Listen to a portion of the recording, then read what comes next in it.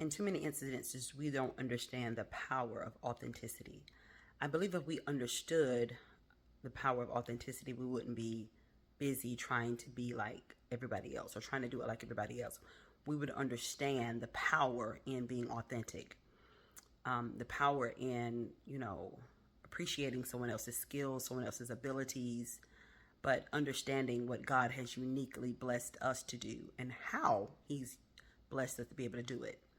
You might have 2, 3, 4, 5, 100 people doing the same thing, a similar thing, the same type of business, the same model of business, the same ministry, but yet being carried out in a different way because we're different individuals, we have different personalities, and God uses us each differently. And so understanding the power of authenticity, I understand that even though you may have a similar or like business or like ministry, there'll be a kindred there, but yet there'll be differences and different specificities because we're different and we're called to carry out God's purposes in those areas in unique ways, as unique as we are. And that's where the uniquenesses come in. And so sometimes we don't understand our authenticity because we're so busy trying to be like somebody else. We're too busy admiring someone else's gift to the point where we downplay our own. There's nothing wrong with admiring someone else's gift. There's nothing wrong with appreciating God's gifts and abilities and skills and what He's given someone else. But the problem comes in at when we relinquish what He's given us and we fully take on what He's given someone else to do in the place of what He's given us. We become copies instead of authentic. We take on their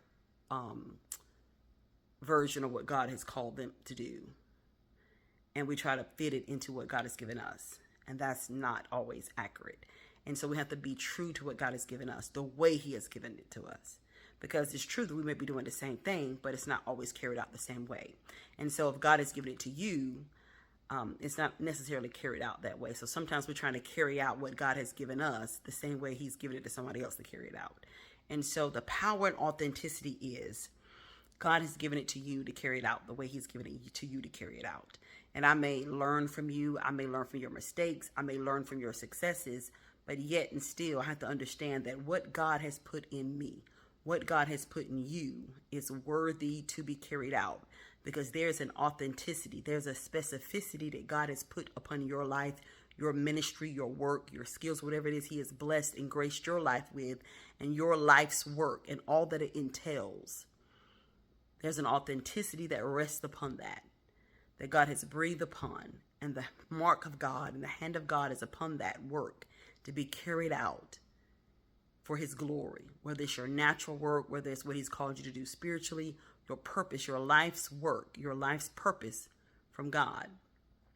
It is marked with an authenticity from God, His seal of approval that He has put upon you to carry it out His way, His work, His way in your life. Don't negate that and don't neglect it.